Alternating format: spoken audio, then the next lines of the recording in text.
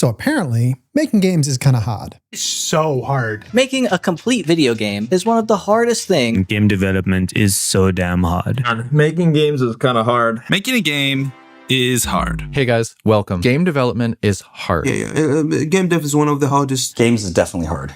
Why is making games so hard? It's really hard to make a game. Making indie games is an insanely difficult task. And look, while I totally agree that making games is exceedingly complicated, I'm not sure if making games is hard or if how we make games is what makes it so challenging. I mean, I know I've done this to myself. I've been making games for over 30 years now, worked on all of these as a game designer, building actual content. And I mean, I've done a lot in that time to make it very hard on myself.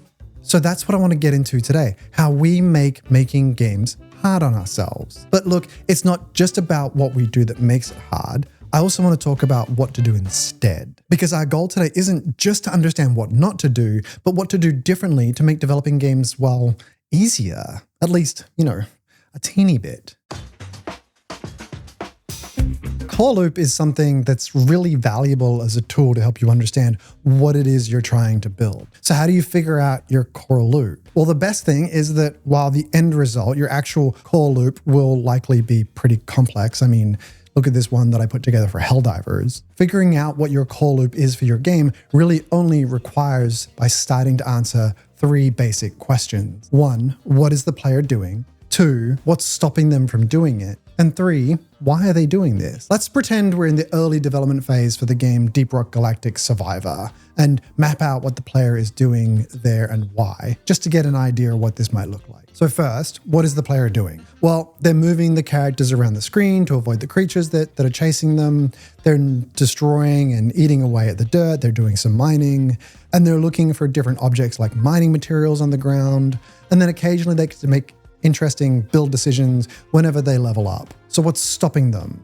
Well, the waves and waves of enemies. The enemies are there to give them a chance at failure, meaning losing health will stop them. The player wants to make sure that they don't take any damage. Randomness as well of the power choices that they're making as they level up is something that's kind of getting in their way. The way the map generates randomly gets in the way of the player being able to move their character around the screen. And why are they doing this? Well, on a second-to-second level, the feeling of picking up gems when you kill creatures is just really, really good. The mining you get to do, you're doing that to get upgrades for minerals between missions.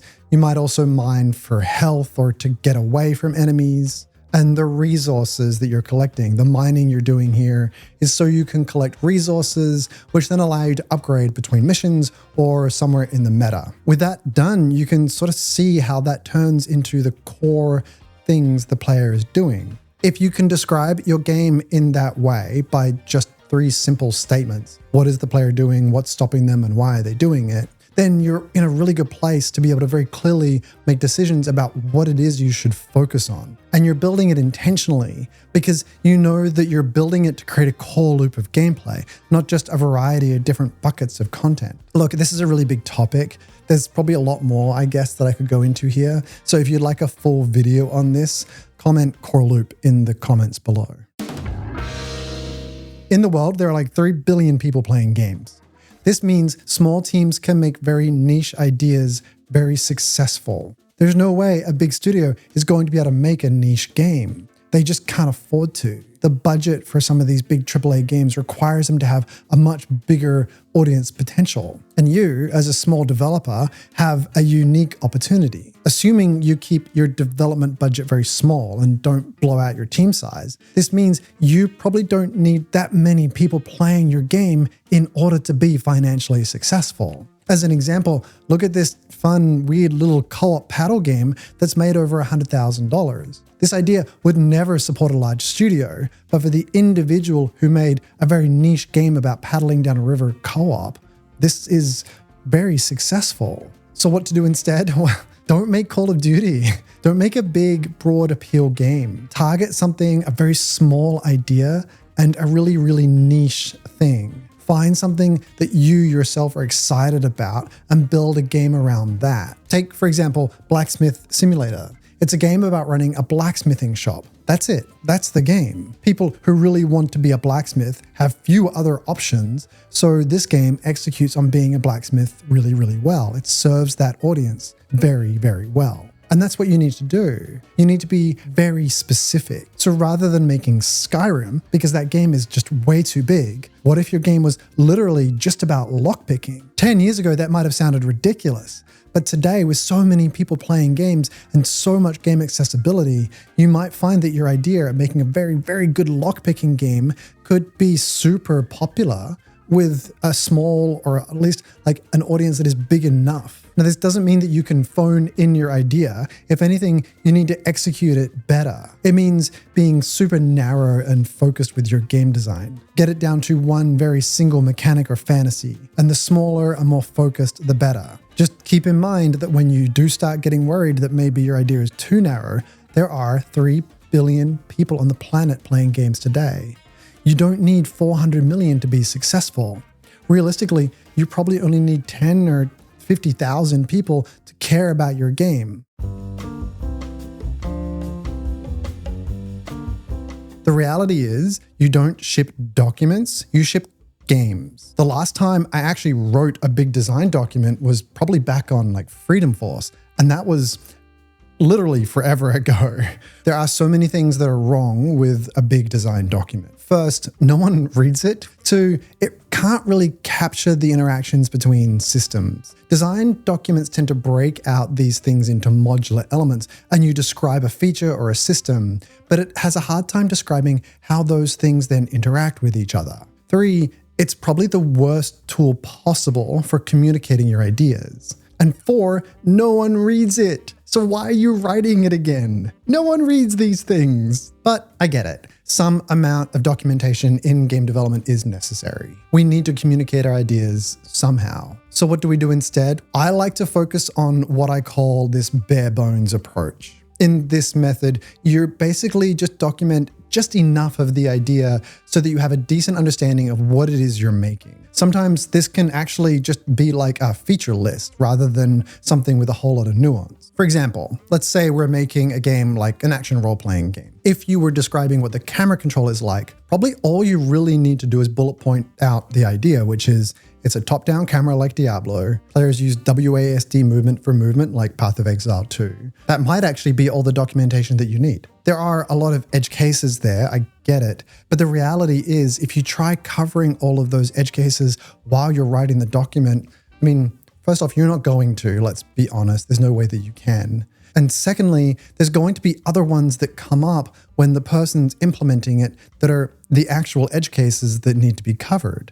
But you can't foresee all of that. And finally, with this kind of documentation, always keep in mind why you're writing it in the first place. Remember, again, you don't ship this thing, you ship the game. This document is a tool for alignment and communication, so focus on it in that way. A fantastic tool for this is Miro. I mean, this isn't sponsored, but it's a great online whiteboard. It's super tolerant to change and iteration. From an alignment perspective and a light touch documentation system, it is really valuable, and I highly recommend that you at least give it a try or explore it or find something similar that works for you.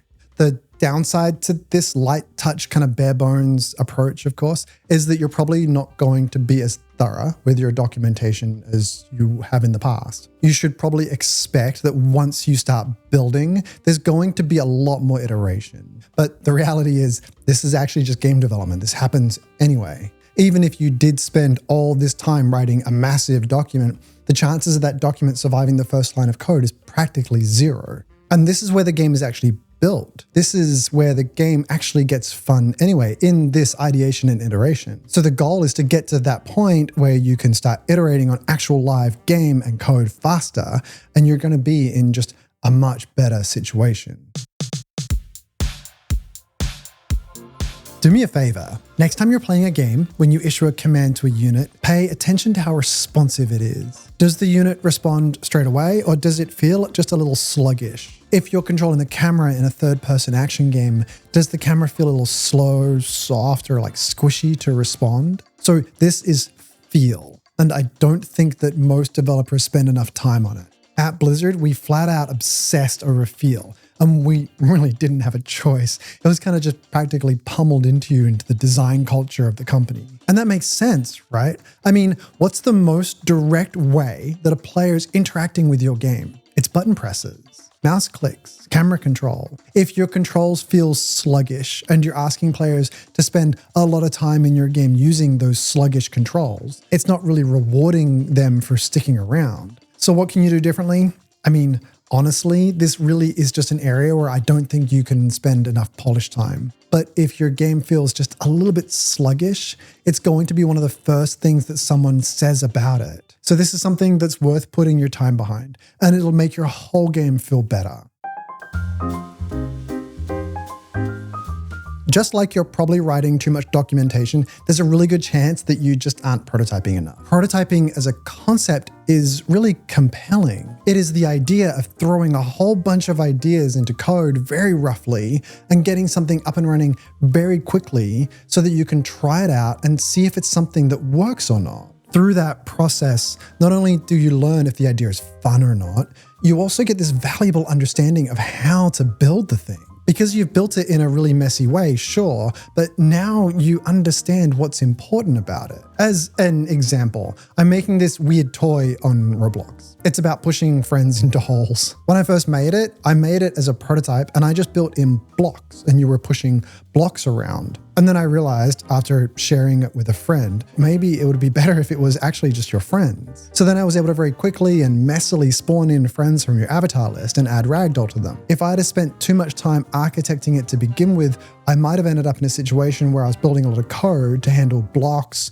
before I realized that it was the avatars of your friends that actually was the fun part. I'll admit sometimes the hard part about this can actually be understanding what to prototype and what not to. But if you are doing something which is a bit new or unique, especially something which fits into your core flow, your core loop of your game, prototype those things, especially feel things. Feel things are very valuable to prototype because it can get to that crunchy feeling for it very quickly. And hey, the best part about this is that once you've actually built it, you can actually probably just go back and very lightly document it and have a very good understanding of how you want to build it in a more functional way that fits into your core game in a way that's more resilient. Sure, I get it. Games are complicated and the development of them can be hard. So we should try and do everything we possibly can to make it easier on ourselves to work within that complex product. I hope you heard something here today which might make that process just a little easier for you. If you made it this far, please click on the Patreon, come hang out, support us. If you want to see more of this, that's how you get it. Take care. I'll see you next time.